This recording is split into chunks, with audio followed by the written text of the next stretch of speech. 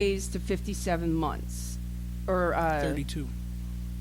I had an awkward sentence for some reason. I think I was 90 days to 57 months. The sentence. My sentence was the last one that had a short sentence because I didn't have You had any kind 32 of. months I was a 32-month sentence of intermediate punishment. Right. So you spent your first 90 in jail. Correct. And that was like the bargaining piece on how to get the guys into the program, is because I think the district attorney's office, there was a lot of push from and the judges too, some of the judges too, not all of them. And honestly, but they want to see their pound of flesh, so we would give them 90 days in jail. And it took that long pretty much to go through the process of getting sentenced and everything anyway. So, I mean, whether I would have taken a regular straight, state sentence or took the TCAP sentence, I would have sat for 90 days minimum just going back and forth to the courthouse for, your formal arraignment and your prelims and all that crap that comes along with bail, it. So right, and I couldn't make bail because I had a $75,000 bail and there was no 10% bonding, so... But now, that wasn't always the case because that wasn't my case. I didn't go to jail, and I didn't go to inpatient treatment, but that was because I was further along into my sobriety. The program changed. Yeah, the program changed. The program changed when you came into it. It was totally different, they said, once I started. You were the first one once we merged with drug court in Northampton County. It was just a crazy So, yeah, yours was process. weird. It was definitely nuts. But then once he was admitted into the TCAP program, he went into residential treatment, and I believe I sent you to Keenan House for 90 days. Yeah, I was there for 96 days, and then I had to transition to the halfway house for another 90 days before I was allowed to fully come back onto the streets. You want to plug the halfway house? No, I do not. Not a good experience? Listen, I didn't have a bad experience at either one of them. Okay. I really didn't. And they both did exactly what they were designed to do for me in particular. It's like any other treatment program. You get out of it what you put into it. Exactly. Right. You put in the work and you're going to get the results. And that's with any recovery program, period. Absolutely. Is the success rate pretty good? Does people really get out? I'm sure Tony and Nick are, people that can vouch for that. And it is more successful than just going to jail. Yes, absolutely. The recidivism rate is definitely lower than those who just go to jail. Now, I could tell you when I moved over to Lehigh County, the recidivism rate was exactly the same as if you had gone to jail or done prison with no treatment at all. The recidivism rate was exactly the same, but that's because of other issues and other things that came up over there in Lehigh County. Sometimes political agendas can interrupt somebody's treatment program. Well, and not only political agendas, I think there was not an emphasis on intensive case management, which I think is a crucial piece to it. Because when you have somebody who's spent most of their life incarcerated, has a 4th grade education, and they come out and they're now expected, they don't read, they're now expected get a job, get housing, live your grown-up life and do all these things. And they have to do outpatient, they have to do meetings, they have to do, come to give me urine screens twice a week. If they don't have someone there, I had guys there that I needed to read their mail for them 3 times a week. They would bring their mail in. Right. Or, no job skills whatsoever, So I'm making referrals to this place and to that place, the OVR, and they're all backed up. So, that, they can't get in with OVR. They can't get in with OVR? Occupational Vocational Rehabilitation. Yes. So I was doing a lot of legwork with them, and when you have a caseload of 40 to 45 guys that need that intensive, services, they got medical issues. They come out, especially the older guys. You've been using drugs for that long. I mean, you come out, you got hepatitis, you got, a lot of them had diabetes. AIDS. Yeah. There's a huge increase in HIV right now. I saw more of that in the last year than I did early on, definitely. So they're so needy, and for one person, I was doing all I was doing the assessments, I was doing the case management, I was trying to do this intensive case management, but I was still trying to run a program, do the administrative work, be in court, make everybody happy. So it was a little bit. I think that's why their recidivism rates. It was more than one person should be doing, probably. Oh God, yeah. And I don't think that they ever had intensive case management before. So once I started doing that, well, then they all started crawling out of the cracks. Like, oh, you help with this sort of thing? Yeah. That's what my job is. So that was a little bit overwhelming, and I think that that's probably the primary reason for the recidivism rate being so high in Lehigh County is because you need like 2 intensive case managers, like who really do case management, versus just dictating what they need to do. You can tell people what to do, but unless you show them how to do it, expect, violations. Right. And that's what it always had been in the past. But Northampton County, their recidivism rate was much lower than those who don't do any treatment at all. And that was just bad. Was that bad higher ups in the program? Was it a bad program then you would say that did that to Lehigh County? I think politics, was it a mixture?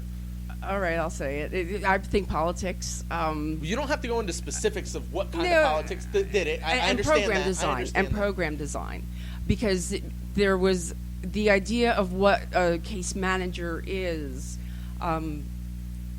I can was talk about that my definition of it was quite different than what the administrative position of it was, and I don't think that the courts realized that I'm one person, I'm doing all this other stuff, I'm trying to keep up with these 15 referrals a week that I'm getting, which is a 2-hour process meeting, to sit and interview, interviewing them and everything, and the referrals that I was getting in Lehigh County, they were primarily drug dealers.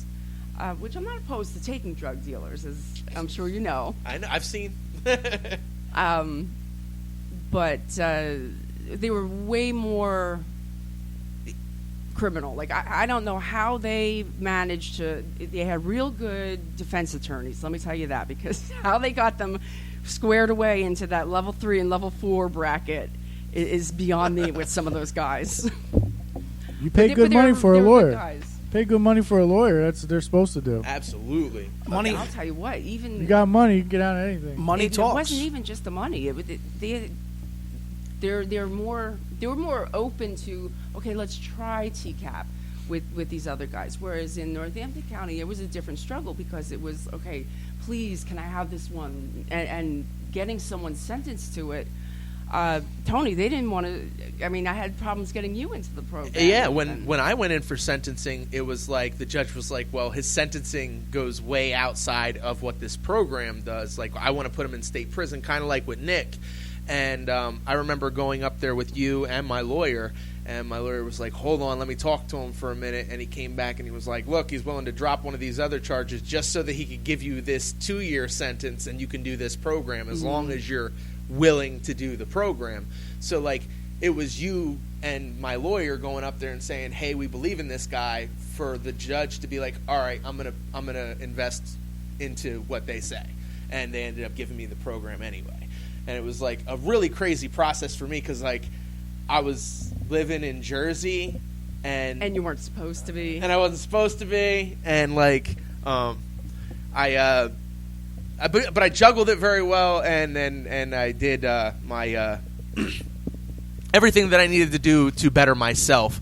I mean, I know I'm not perfect, and I definitely didn't do things exactly how I was supposed to, but I did things.